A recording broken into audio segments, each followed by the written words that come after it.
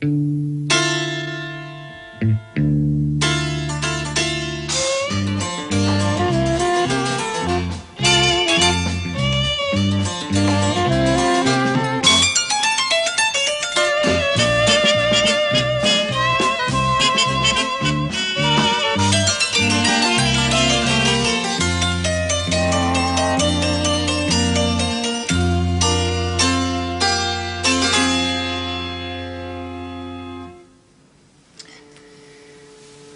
we have no idea who he was. Nope.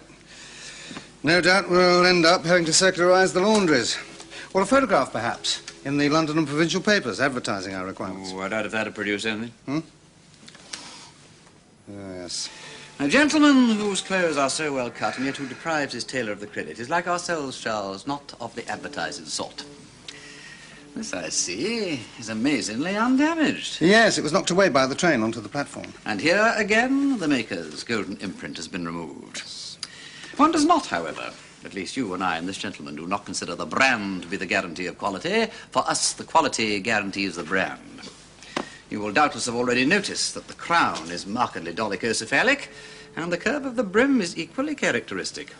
I just thought it looked a bit out of date. Well, it's a trifle behind the current fashion, but undoubtedly of recent manufacture. There are only two hatters in London who could have made this hat.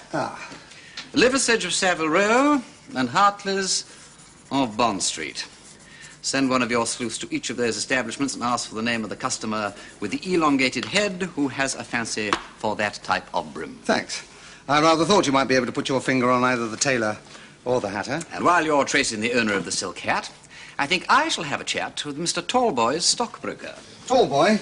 Is that the chap that leaves bundles of treasury notes lying around all over the place? That's the laddie. Well, I'm surprised he's got anything left to stock broke. Which is one very good reason why I want to talk to him. And he is a Mr. T. Smith of 127 Old Broad Street.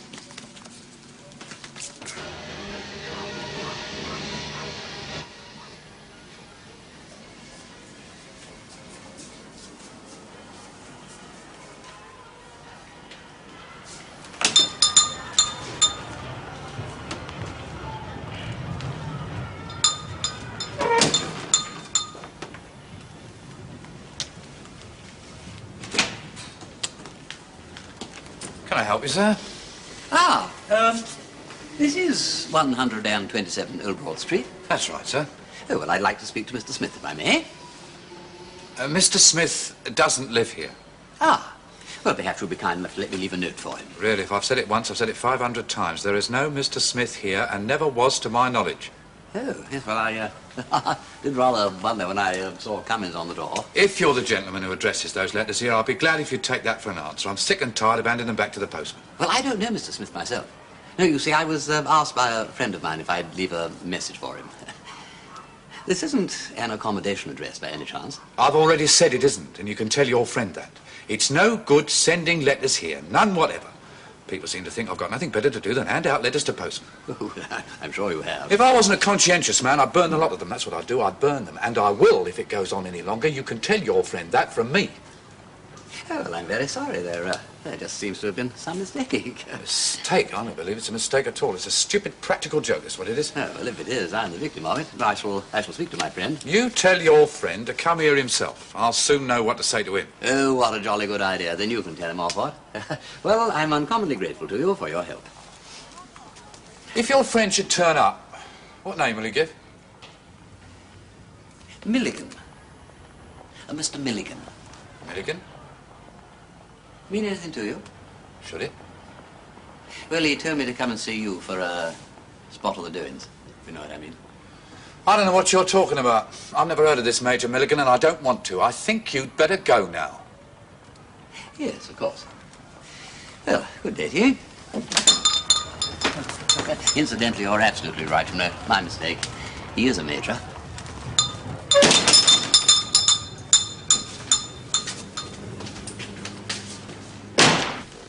Yes, sir. I did see Mr. Mountjoy go out last night about 7:45, and he was wearing evening dress. Did you see him return? No, sir. He was not, strictly speaking, my employer, sir. That is to say, I act as valet for all the tenants. So you can't say positively that he was at home last night? No, sir. Nor can I say positively that he wasn't. His bed hasn't been slept in? That is not at all unusual. Mr. Mountjoy was frequently out all night, though he generally returned for breakfast at 9:30. I see. And you're quite certain that nobody else has been in this flat today? To my knowledge, sir, nobody except myself and the chambermaid.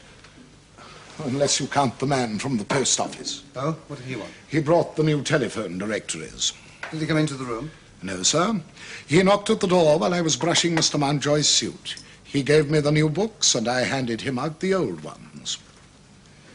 Was Mr. Mountjoy a rich man? He appeared to be in very easy circumstances, sir. Well, what was his profession?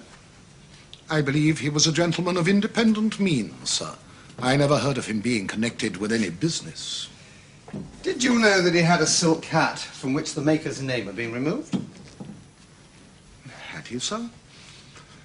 No, I can't say I'd noticed. Really? Well, I suppose it's the sort of thing that's easily overlooked. How long had he lived here? About 6 or 7 years, I believe, sir. I've only been here 4 years myself. And when did he purchase the hat? About 18 months ago, sir, if I remember correctly. As long ago as that? I fancied the hat looked newer. He didn't wear it more than once or twice a week, sir. And Mr. Mountjoy never troubled about the fashion of his hats. There was one particular shape he fancied, and he had them all specially made to that pattern. Yes, I know. I've spoken to his hatter. Tell me, did Mr. Mountjoy roll his own cigarettes? I never saw him do so, sir. He smoked Turkish Abdullahs as a rule. So he did. Well, thank you, Mr. Withers. As you probably gathered, there will have to be a police inquiry into Mr. Mountjoy's death. So if I were you, I'd say as little as possible to any outside person. I quite understand, sir. And you're quite certain that nobody else has been in this flat? Quite certain, sir. I see. Thank you. That's all.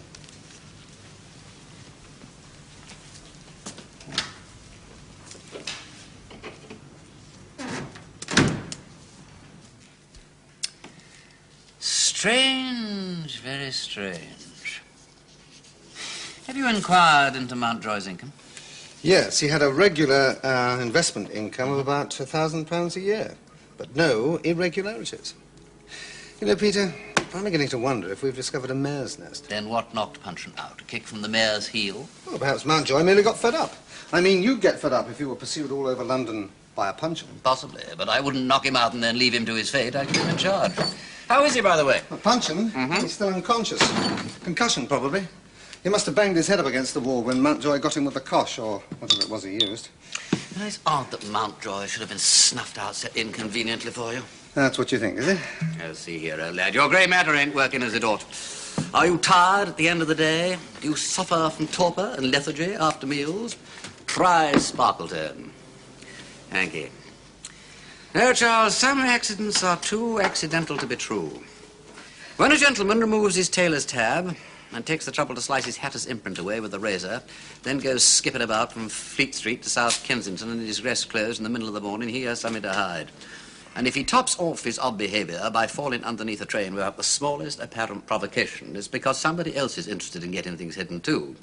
And the more risks that somebody else takes in the process, the more certain it is that the thing is worth hiding. Cheers. What are you grinning at? You're a great guesser, Peter. Would it surprise you to learn that you're not the only one? No, it would not. You're holding out on me, Charles. What is it? A witness to the assault. Someone on the platform. A witness? Yes, a woman. A woman? Ah, a middle-aged hysterical spinster. Exactly. We didn't get much sense out of her for about an hour or so. And we weren't inclined to believe her at first, but she said she saw Mountjoy being pushed. No, tripped, to be accurate. By whom? Well, the description could fit 50,000 men. Nondescript is what it amounts to. But the point is, Peter, why? Why did Mountjoy have to be suppressed? Wait a moment, Charles. He must have been going to fetch the dope when friend Puncheon butted in. He obviously collects the stuff himself in bulk, then he parcels it out into smaller packets before he hands it on to Milligan. Then why have none of the gang tried to get into the flat to remove the evidence? This chap, Cummings, you say he knew Milligan's name? Well, he certainly did. And Tallboy's mixed up in it somewhere, too.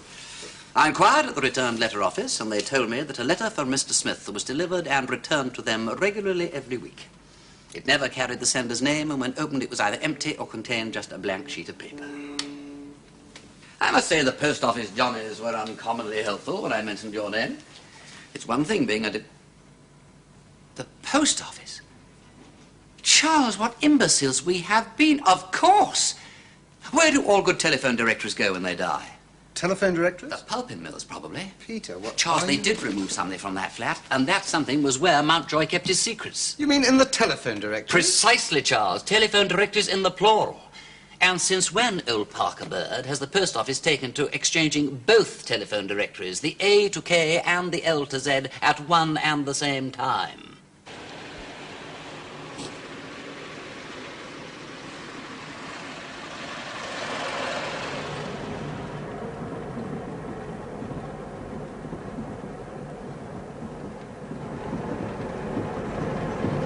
What's the matter with you?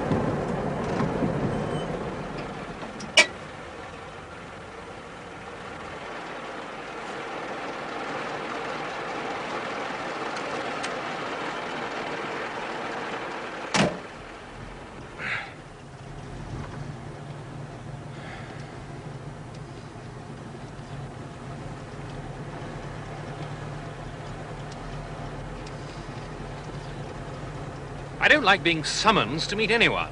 I think in future... I had a visit today from a friend of yours. Oh, That's for you to tell me. He said you'd sent him. I didn't. I hope you haven't been trying anything foolish, Major Milligan. I did warn you. I give you my solemn word. Well, I wouldn't know where to send anyone. I don't even know who you are. He knew your name. He knew what business we were in. Now I want to know who he is. What did he look like?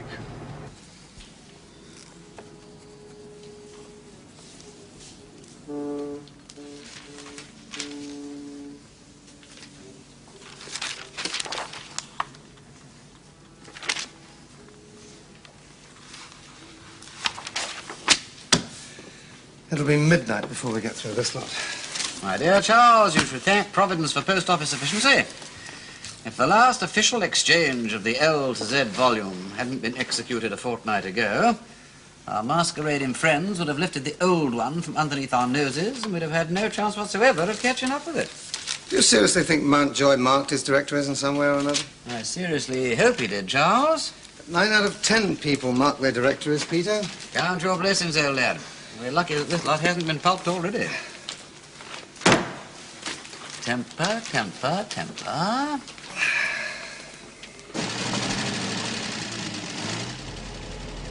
How does he come to be involved with us? I have no idea. He's been seeing a lot of Diane, the de Montgomery girl. Perhaps she's let something slip. I correct other people's mistakes very quickly. Well, I'll ask her. I'll have a word with her. That will hardly be necessary.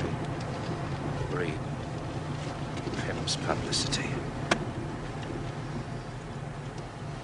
Look. Get out, Major. Oh. Yes.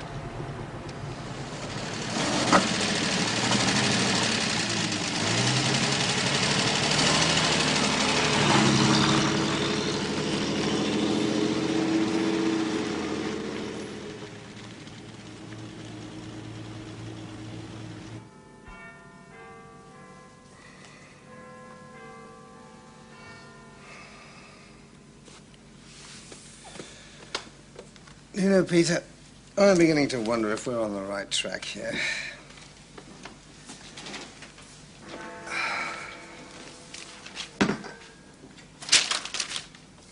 Charles? Hmm? Charles, I think this is it. What? There is a whole list of public houses in the central London area that have been ticked off. There are 3 towards the end of the L's, 2 in the M's, 2 in the N's, so on, so on, so on, and 2 in the W's. Look, see for yourself. Oh, the White Stag in Wapping. Mm-hmm. And the White Stoat in Oxford Street. I'll find me the next one. Oh, all right, well. Next W after that is the... Good heavens. The White Swan in Covent Garden. Exactly. Well, just a minute. Why hasn't that one been ticked off? Because the post office had already taken that volume away. And I will bet you any money you like that in the new volume that the gang carried away, the White Swan was duly ticked off in turn. I'm not quite sure what you're driving at. Well, I'm making rather a long cast, but what I'm suggesting is this, that when the stuff comes up to London, it is delivered to whichever pub stands next on the list in the directory. You mean 1 week it'll be a name in the A's, say, for instance, the Anchor. Next week it'll be a name in the B's, Bricklayer's Arms. The following week in the C's, and so on through to XYZ. And the people that have to call for their dope wander into the pub indicated where it is passed to them by the head distributor or his agent. Good Lord.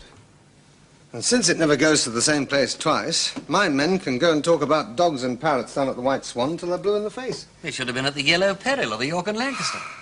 Oh, really? Hang on a minute.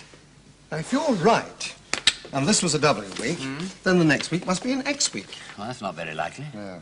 All right, we'll say Y week. There we are. Now, the next pub after the last one ticked. Yelverton Arms in Soho. Yes, but wait a moment, old lad.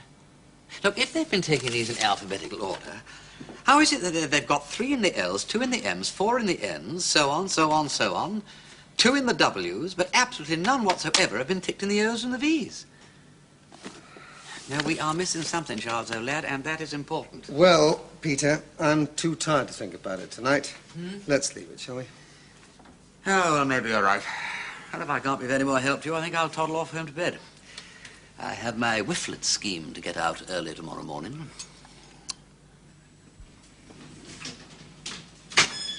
Good night, Mr. Pym. Good night.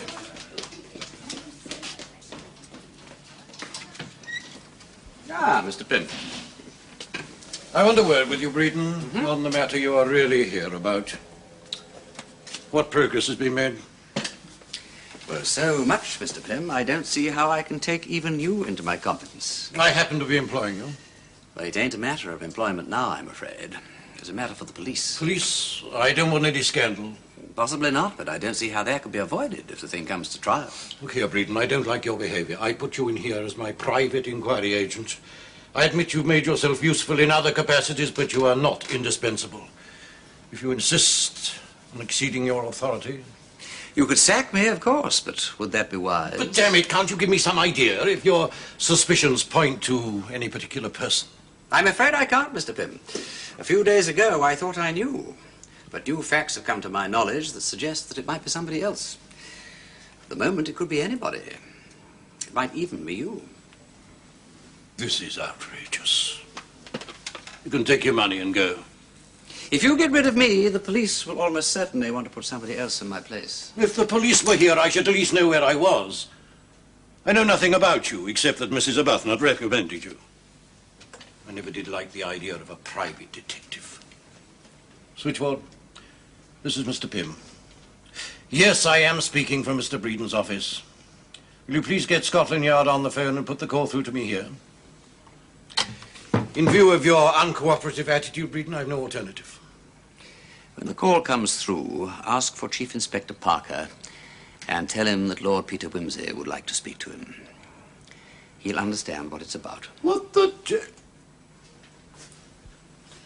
I'm sorry, Mr. Pym. I didn't realize that Mr. Breeden was in conference. I remembered leaving these here. Good night. Good night. How long was... Well, talking of cigarettes, would you care for one while you're waiting?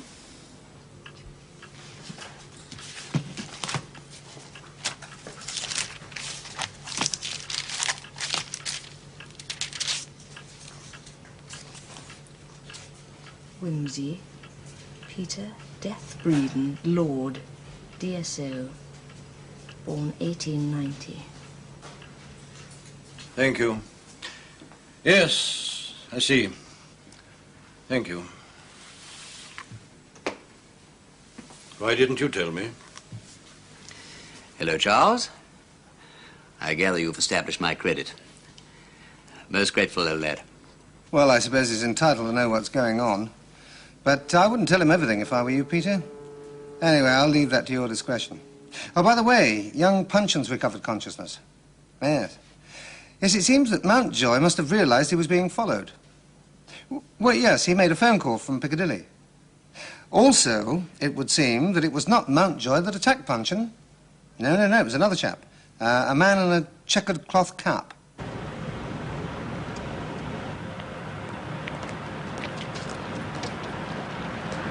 Exit!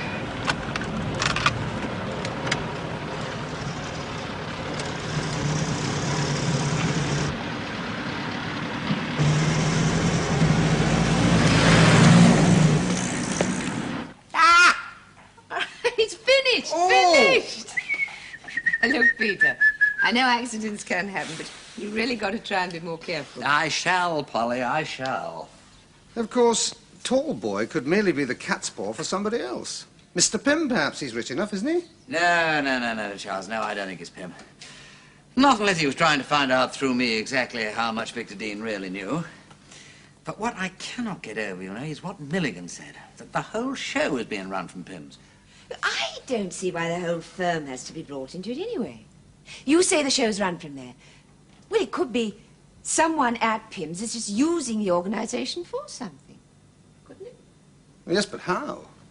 I mean, crime doesn't want to advertise, far from it. Well, I don't know. Well, if you want to get in touch with the maximum number of people all over the country in the shortest possible time, there's nothing like a press campaign. Polly, I am not so sure that you haven't said something useful and important. Everything I say is useful and important. Just think it over while I see the children. You know, we could perfectly well afford a nurse. Don't worry, Charles. When she wants a nurse, she'll ask for one. Seems to me, Peter, you'll be wanting a nurse if you want to avoid any more accidents. It wasn't an accident, Charles. What? Well, I didn't say it because I didn't want to alarm Polly. That taxi came straight at me. The driver was a repellent-looking individual in a checkered cloth cap. The devil, I'll get onto that straight away. No. Don't. You'll only give the game away. Once you've made your arrest and the gang's been rounded up, our repellent individual will be harmless. Well, I don't really like leaving it that long, Peter. It may not be too long, Charles. In fact, I think that I'm close to something. What? Look, come and sit over here. Now, look at this.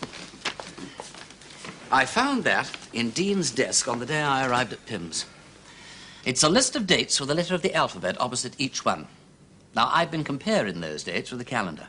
And? They are all Tuesdays. Now, I recall that I joined Pym's on Tuesday, and on that day, Tall Boy came into the typist's office with a letter for a stamp. After he'd gone, Miss Rossiter read out the name on the envelope, and it was to a Mr. K. Smith. Now, on the Tuesday preceding Mr. Punchin's adventure at the White Swan, he came in with another letter. Same address, but this time it was to a Mr. W. Smith. The week after that, following Tuesday, exactly the same thing, but this time to a Mr. T. Smith. In fact, on each occasion, it was exactly the same address, but with a different initial. All right. So far, so good. But the selection of the initial seems to be quite random. No, there's more to it than that, Charles. Now, what can be the rule that governs the letter sequence? Sorry about the row. Your young namesake wants to come down and see you, Peter. We just can't see why his uncle should be so busy with dull detective business when his nephew is so much more interesting. I have often asked myself the same question. I gather that you hardened your hearts. Well, you heard him howling. Tears, idle tears. No. Well, I'd better be off. See if we've had any luck at the Yelverton Arms. Oh, and Peter, take care of yourself. Yes, I will. The doorbell rings, I'll watch out for the disguised gas inspector, the slit-eyed chink, the golden-haired maiden, and... Bye-bye, darling. Great Scott! Huh? Now what's up? Tears, you said, Charles. Idle tears. Yeah, now, wait a minute. Hang on. Don't rush this. Wait one moment, please. That is it! I will never say that children are a nuisance again. Sit down, Charles. Well, actually... Never mind about that. Sit down and look at this. Now, you see that date? Yeah. Now, that was the Tuesday before the Friday on which the cocaine was handed to Punchin in the White Swan.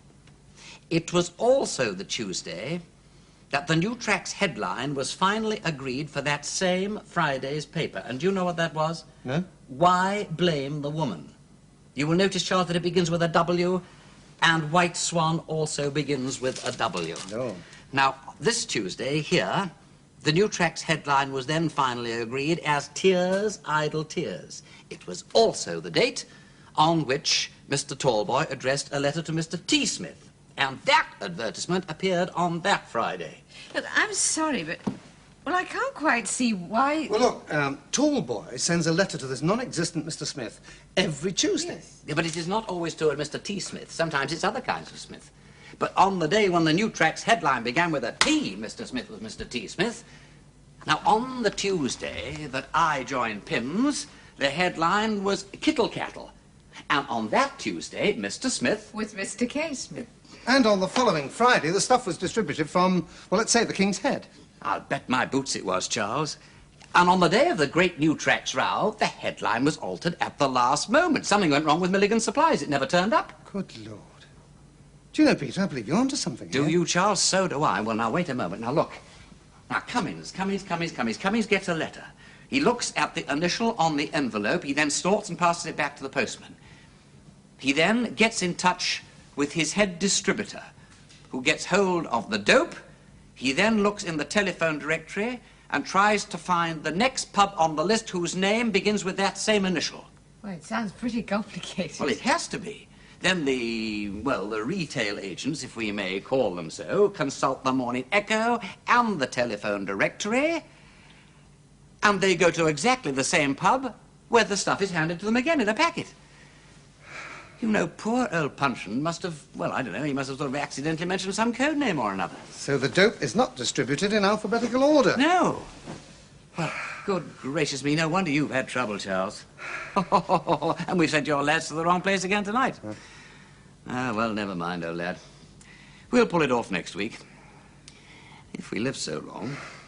I've said it once, I'll say it 100 times. Damn and blast new tracks for turning Tuesdays into purgatory. A choice of 6 perfectly good headlines. And they still can't make up their minds. Well, which is the least unfavourite so far?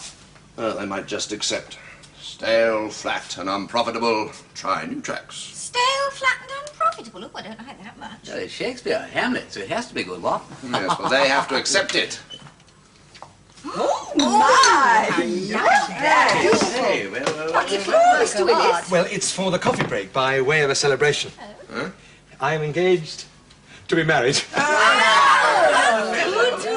the lucky lady, Mr. Miss Willis? Pamela Dean, Victor's sister. my dear chap, many, many congratulations. Thanks, Breeden. Congratulations. Thanks. Jolly well done, Willis, my boy. Thank you.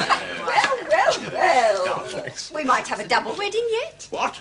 Who else? I was only just saying to Miss Parton that Miss Meachard's hardly been able to take her eyes off a certain party these last few days. Oh, look, she's blushing. When are we to offer our congratulations, Miss Meteor? Do you recollect the old lady's advice to the bright young man? I can't say I do. What was it? Some people can be funny without being vulgar, and some can be both funny and vulgar. I recommend that you be either the one or the other. Yes, well, let's cut the cake, shall we?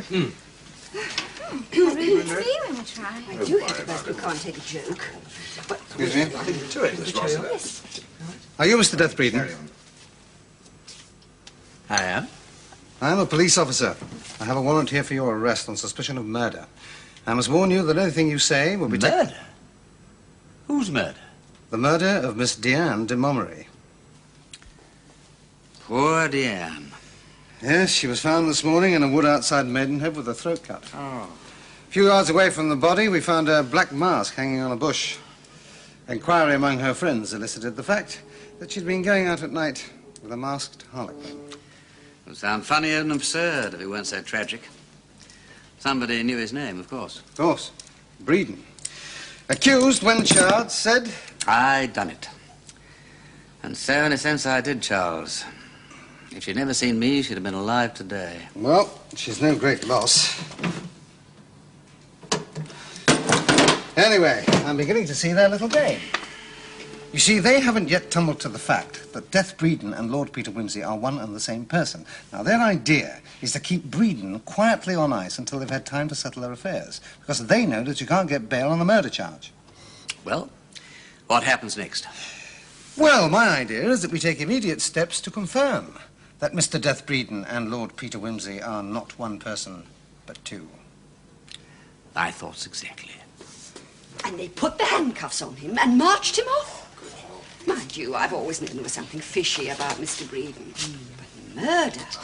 Oh, just think, we might all have had our throats cut. What about you, Miss Meatyard? Were you surprised? Yes. Yes, I was. Well, I wasn't to wait with him. I know that. What I can't understand is why they haven't yet murdered Tallboy. Yes, I've been wondering about that myself. Well, the only possible answer is that they haven't matured their new plans yet. They're leaving him for the moment because they have to deliver one more consignment by the old route, and they think that if I'm out the way, they can take the risk. Well, you, as Breeden, will be out of the way until they make their final delivery. I can't have you murdered. Oh, by the way, Peter, the press are waiting for you downstairs, already primed with your cousin's arrest and his hideous past. I shall make it known that your scurrilous cousin is safely under lock and key, leaving you... As myself. Free to make your statement. After which I can return home. How deliciously devious of you, Charles. You know, I shall enjoy that. Yes, well, first things first, Peter. You'd better think about what you're going to say. Well, let me see. How about, it would be useless, in view of the remarkable likeness between us, to deny that there is a relationship between this man, Breeden, and myself. In fact, he has, on various occasions, given trouble by impersonating me. But if you were to see us together, you would notice that he is undoubtedly the darker of the two.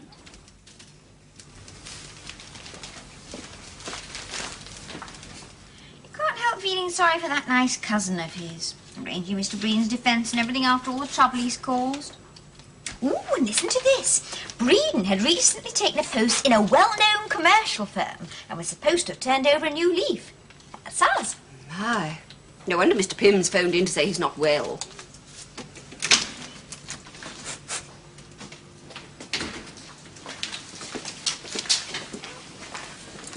Mr. Tallboy.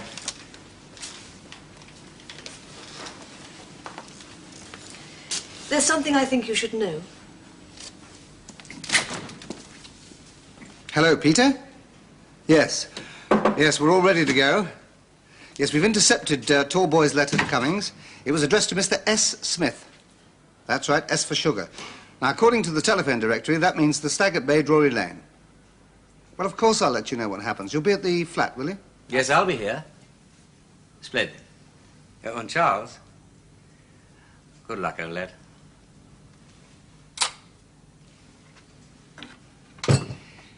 I'm sorry about that. Won't you sit down? I've come, Lord Peter. Breeden. For God's sake, which one are you? I'm both. Look, do please sit down. You're looking rather rotten. I think perhaps you ought to have a spot or something. Thanks. I see that New Tracks finally accepted Stale Flat and Unprofitable. Not exactly one of Ingleby's better efforts. What? I'm just proving to you that I really am Breeden. Now get that straight down you, and then tell me why you're here.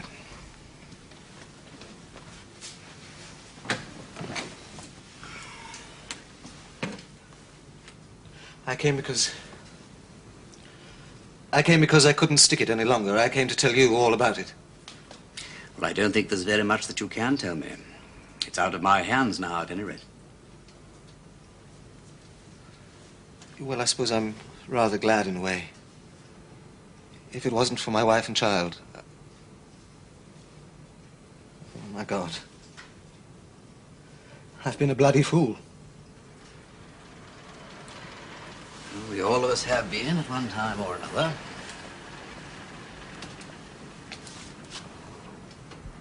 What put you onto this?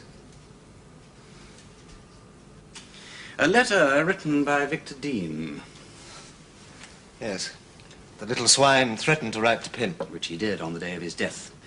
His sister found it amongst his belongings in his desk. Look, if you're going to tell me all about this, I think it would be best if you began at the beginning. It all started about 2 years ago. I was rather hard up, and I wanted to get married. I'd been losing money on the horses as well. I met a man in a restaurant. He seemed a fairly ordinary, suburban sort of city man. We got talking. He seemed very interested in my job at Pym's. I believe I know him. I mentioned that I was involved with the Newtrax account. He listened for a bit, and then he asked me if I'd like to make an extra 1,000 a year. Tempting offer. In the state I was in. It all sounded very innocent. I mean, it didn't sound criminal. He said that if I let him know every Tuesday the initial of the Newtrax headline for the following Friday, I would be very well paid for it. Didn't you ask him what he was paying for? Yes, of course. He said that he was fond of having a bet on one thing or another with some friends of his. His idea was to bet on the initial of the headline. I see. So he would be betting on a certainty as often as he liked. Not actually criminal, but dirty enough to require secrecy. And you fell for it. Yes. We arranged a code. I sent him a letter. Yes, I know about that. I fell for it. There's really no excuse. I was damned hard up. I suppose I ought to have guessed that there was more to it than that. But you didn't want to guess. Perhaps not. And then somehow Victor Dean found out. First of all, he wanted 50-50, and then he demanded more. If he'd split on me, I would have lost my job as well as the other money. My wife was going to have a baby, and I was behind with my tax, and... And then there was the Vavasor girl. And I got mixed up with Ethel. One day, I decided I couldn't stick it any longer. I told him I was going to chuck the whole show, and he could do as he damn well pleased. And then he told you what it was all about. Dope. He said that I could very easily get 12 years penal servitude for helping to run the dope traffic. Dirty, very dirty. Did it ever occur to you to turn King's evidence and give the whole game away? Yes. You know, well, I was terrified. I couldn't think properly. But I told him that that was what I was going to do. He said he'd get his shot in first and write to Pym that very day. I begged him to hold off for a week or two while I thought things over. Well, I thought things over. And you decided that Victor Dean was a wart and the world would be a better place without him. One day I saw Miss Rossiter with Ginger Joe. She'd caught him playing with a catapult, so she confiscated it and put it in the drawer of her desk. I'm a good shot with any kind of a missile. I realized how easily a man could be plugged through the skylight as he was going down the iron staircase. If the blow didn't kill him, then the fall might. Anyway, it was worth a try. I pinched the catapult from Miss Rossiter's desk during one lunch hour, and during the next few days I tried some practice shots. Then, one fine, bright day, when all the skylights were open, I rang up Dean on my telephone, pretended I was ringing for Mr. Armstrong in the conference room, told him to bring down some copy and the Times Atlas. While he was looking for the atlas, I slipped into his room and pinched the scarab that he always kept on his desk there. If anybody found it afterwards, they would naturally assume that it had tumbled from his pocket as he fell. Then I went up onto the roof and I waited. And when I saw him,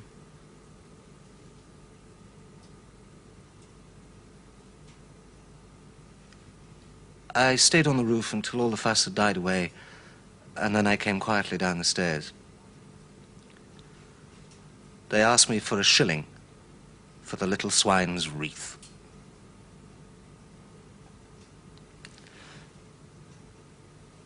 And then you came along.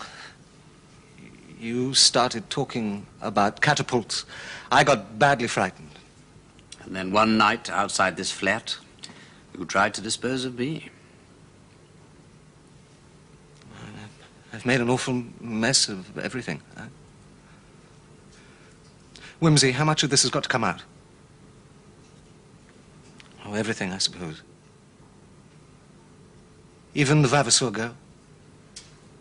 I don't know. You didn't fall for my impressive arrest, I take it. Oh, yes, yes, I did. I believed in it implicitly. I offered up the most heartfelt thanksgivings. I thought I'd got off. Then what brought you round here tonight? Miss Meatyard. Ah, yes, of course. Dean had tried to blackmail her once over some man or another. There wasn't much to it, or so she said. But if Pym had found out, he would have been down on her like a sledgehammer. Wimsey, I've been in torment. Why haven't I been arrested before this? They've been waiting. You see, you are not really as important as this dope gang. Yes, yes. Yes, I do see. I've been a tethered kid, left here to trap the tigers. When? Tonight. Wimsey, you've been decent to me. Tell me, is there no way out of this? It's not for myself exactly, but for my wife and child. Pointed at all their lives. That would be damnable. You couldn't give me 24 hours. You'd never get past the ports. If I were alone, I would give myself up. I honestly would. Even knowing that you would hang? Yes. There is another alternative. Oh, yes, I had thought of that. I suppose it is a possibility. It would be the public school way out of it. No, that's not what I meant. What I had in mind would not do a great deal for you. In fact, it wouldn't save you. But it would do quite a lot for your wife and child. How? They never need know anything about all this. In fact, nobody need ever know anything about all this, if you do as I tell you. I'll do anything, tell me. Then go home now, on foot.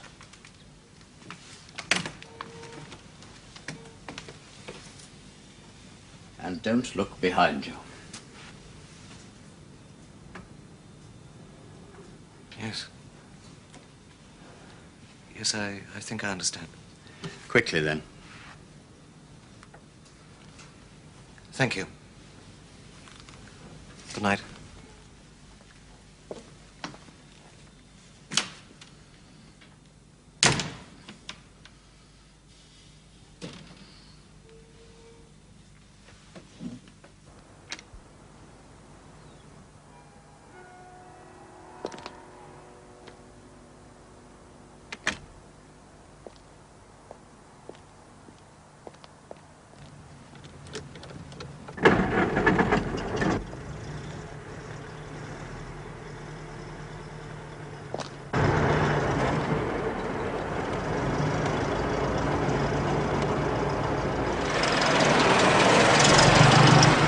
Peter, we bagged the whole crew. Picked up Cummings and Milligan, went down to the Stag and waited for the rest of them to drop into our arms. It went off beautifully.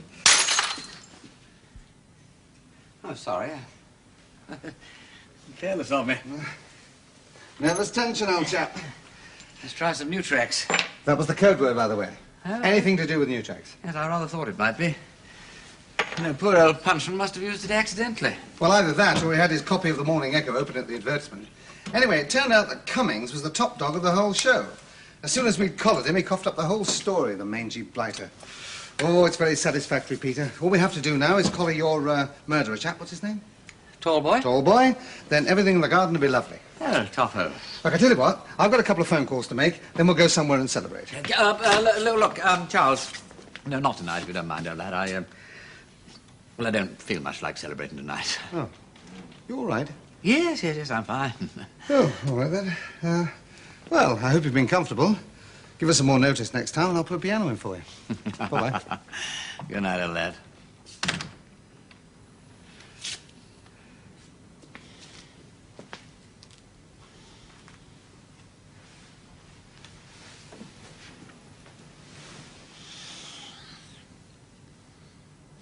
Oh, they're beautiful. Oh, they're lovely. Thank you, Mr. Breeden. Oh, I mean, my lord. Well, who'd have thought we were nursing a cuckoo in the nest? Well, it's been a pleasure, old chap. I must say, I thought you were turning into a decent sort of a copywriter. Oh, kind of you to say so. Well, I just dropped in to see if I'd left anything lying around, and, well, I suppose I've had to pop off now. Goodbye, ladies. Goodbye, my lord. Miss Bowden. Goodbye. Goodbye, Willis. Goodbye, Lord Peter. Remember me to Pamela. Yes, I will. Goodbye, Ingleby. Ciao. Thanks for all your help. Huh.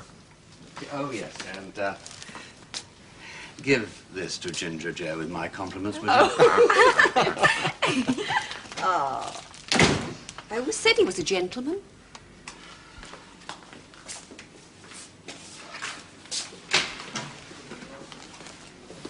Ah, I thought I'd missed you.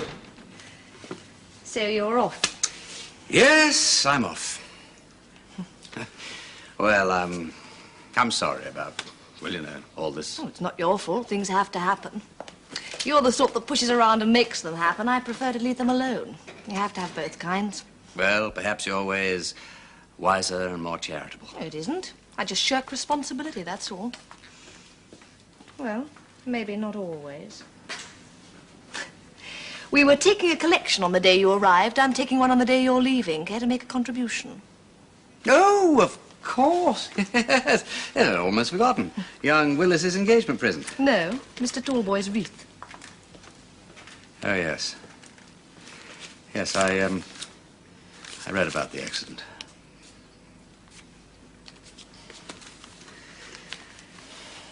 Goodbye, Lord Peter. Goodbye, Miss Meachard.